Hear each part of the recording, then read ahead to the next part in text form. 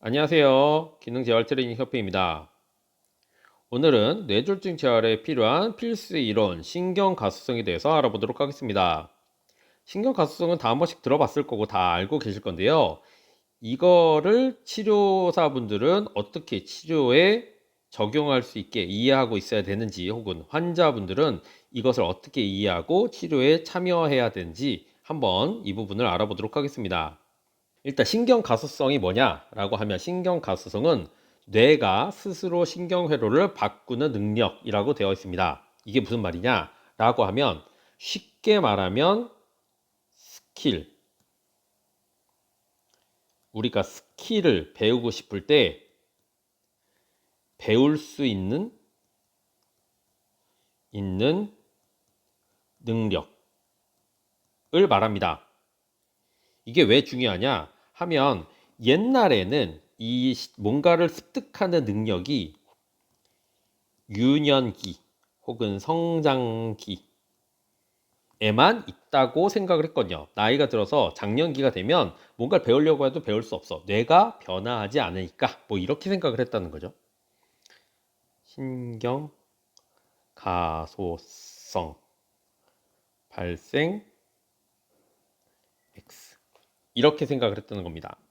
네이버를 찾아보시면 신경 가소성이 뭐라고 나오냐면, 인간의 두뇌가 학습, 기억 등에 의해서 신경세포 및 뉴런들이 좀 더 자극 반응해서 적합하게 환경에 적응해가는 변화하는 능력. 다시 말해서 내가 뭔가를 배우려고 했을 때, 스킬, 뭔가를 배우려고 했을 때 그거에 맞게 뇌가 변화하면서 배워가는 능력을 말하는 것으로, 신경회로는 일생을 통해 끊임없이 변화하는데 새로운 언어나 운동 기능의 습득이 왕성한 유년기 때 사용되는 새로운 신경회로의 활동성이 최대치를 보이며, 유년기 성장기 때 최대치를 보이며, 성년기나 노년기에도 약간 감소하지만 여전히 새로운 언어나 운동 기술을 어느 정도의 수준까지는 습득할 수 있는 일정한 수준의 뇌신경 가성을 일생 동안 떨어질 수는 있지만 유지가 된다라는 겁니다. 다시 말해서 나이가 들어도 우리가 골프를 배우고 싶으면 골프를 배우고, 언어를 배우고 싶으면 언어를 배울 수 있다라는 얘기입니다. 그리고 이거는 뇌 손상 후에도 해당이 된다 라는 겁니다. 이렇게 뇌가 손상을 당한 후에도, 혹은 유년기에도 성년기에도 내가 뭔가를 습득하려고 노력하면 습득할 수 있다. 뇌는 그렇게 변화할 수 있다 가 결과입니다. 그리고 이 기전을 통해서 뇌졸중 재활이 이루어지는 거죠. 그러면 여기서 중요한 포인트가 뭐냐? 신경 가소성을 일으켜야 되는데, 이 신경 가소성은 어떻게 일으키는가가 핵심이겠죠. 그 신경 가소성을 일으키는 건, 제일 중요한 건 액티브한 참여와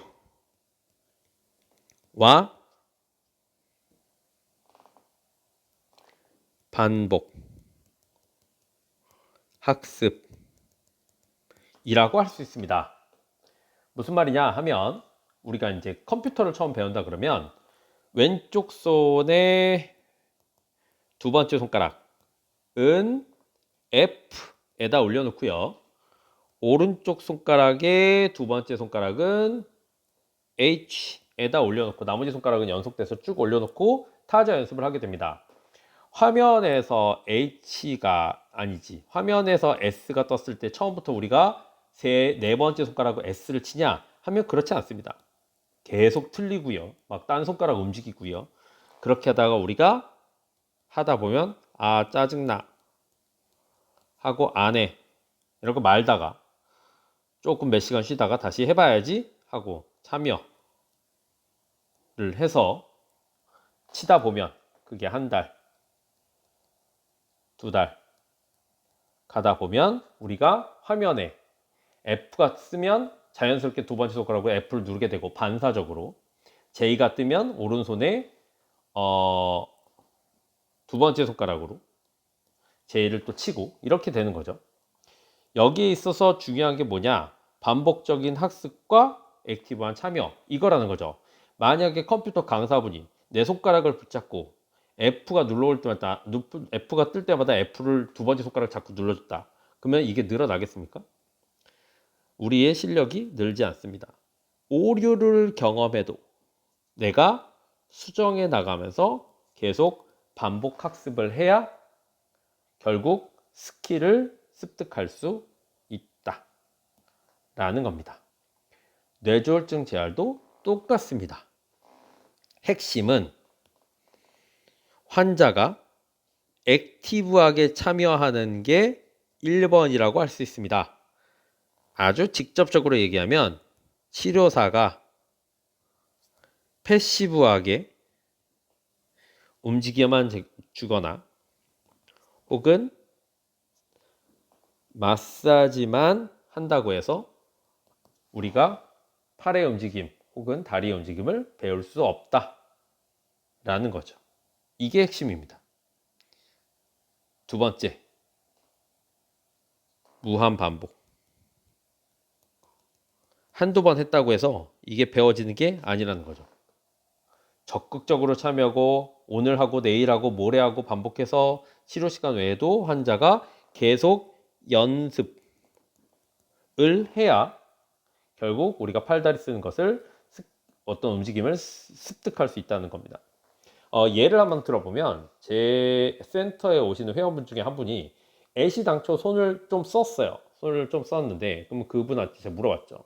손은 어떻게 쓰게 됐냐? 라고 물어봤더니 병원에 있을 때 본인의 보호자가 한라봉을 잡고 너 이거 잡을 수 있어? 라고 했는데 잡을 수 있는 건 줄 아는데 전혀 기억이 나지 않더래요. 그래서 못 잡네 라고 해서 내가 두 달만 기다려봐. 내가 잡아볼 거야. 그러고 나서 보호자분이 주무시면 밤에 나가서 휠체어 타고 나서 그 식판 위에서 계속 한라봉 잡는 걸 계속 고민하고 연습했대요. 그래서 결국 한 두 달 있다가 한라봉을 잡았다는 겁니다. 여러분한테 이런 노력이 필요하고요. 치료사는 환자분한테 이렇게 노력할 수 있게 신경가소성이라는 내용을 설명하면서 환자분한테 모티베이션을 만들어 줘야 됩니다. 계속 참여할 수 있게 뭔가를 해줘야 됩니다. 이게 치료사의 첫 번째 역할이고요. 두 번째 역할은 환자분이 이게 처음부터 되냐 하면 그렇진 않습니다. 환자분은 애시당초 손을 쓰는 법을 아예 모르기 때문에 최소한의 환자분이 움직일 수 있는 베이스를 만들어 줘야 되는데 그게 뭐냐? 근활성화 그리고 감각 자극.